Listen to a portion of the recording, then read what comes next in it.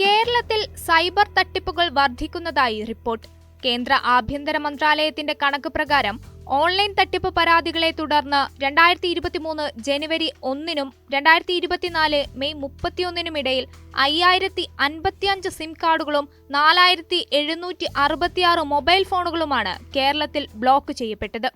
ഇക്കാലയളവിൽ 21159 പരാതികൾ ലഭിച്ചു. ഏകദേശം 1312 കേസുകളിൽ FIR രജിസ്റ്റർ ചെയ്യുകയും ചെയ്തു. സംസ്ഥാനത്ത് 23,757 ഓൺലൈൻ തട്ടിപ്പ് പരാതികളിൽ നിന്നായി 200 കോടിയോളം രൂപ നഷ്ടപ്പെട്ടിരിക്കാമെന്ന് citizen financial cyber fraud reporting and management system രേഖപ്പെടുത്തി. സാമ്പത്തിക തട്ടിപ്പുകൾ ഉടനടി റിപ്പോർട്ട് ചെയ്യുന്നതിനും തട്ടിപ്പുകാർ പണം തട്ടിയെടുക്കുന്നത് തടയുന്നതിനും വേണ്ടിയാണ് ഈ സംവിധാനം സ്ഥാപിച്ചത്. സാമ്പത്തിക വഞ്ചന മാത്രമല്ല ഓൺലൈൻ തട്ടിപ്പ് സംഘങ്ങളുടെ രീതി. അവരുടെ തട്ടിപ്പ് രീതിയിലും മാറ്റങ്ങൾ വന്നിട്ടുണ്ടെന്ന് അധികൃതർ പറയുന്നു.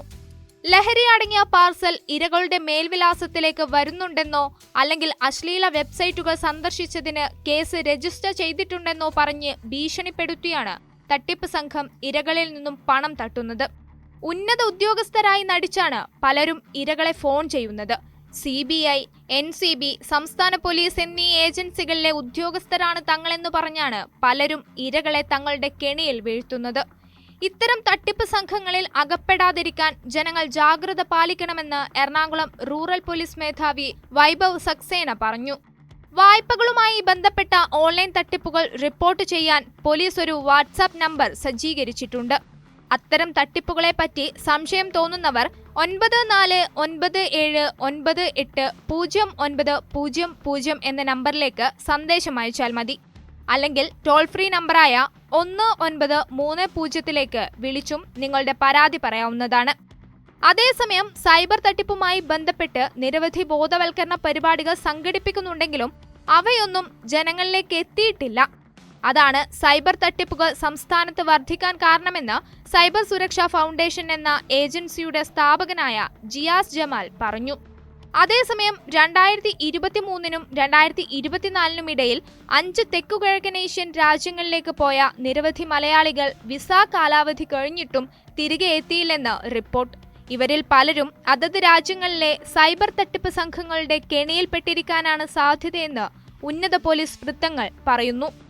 Myanmar, Thailand, Cambodia, Laos, Vietnam തുടങ്ങിയ രാജ്യങ്ങളിലേക്ക് പോയ 750 മലയാളികൾ ഇതുവരെ നാട്ടിൽ തിരിച്ചെത്തിയിട്ടില്ല.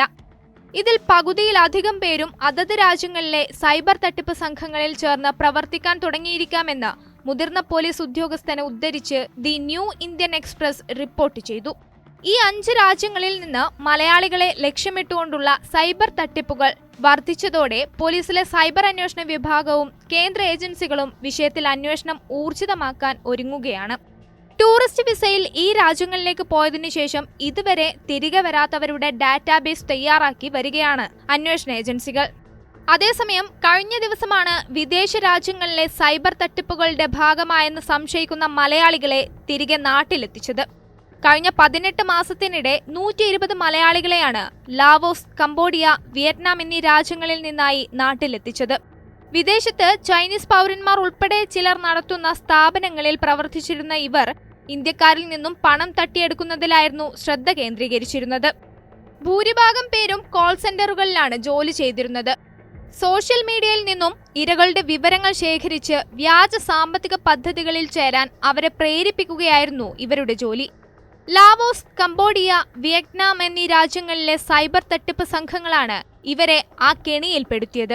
എന്നാൽ ചിലർ സ്വമേധയാ ഈ ജോലി ചെയ്യാൻ മുന്നോട്ട് വരികയായിരുന്നുവെന്നും അന്വേഷണത്തിൽ കണ്ടെത്തി.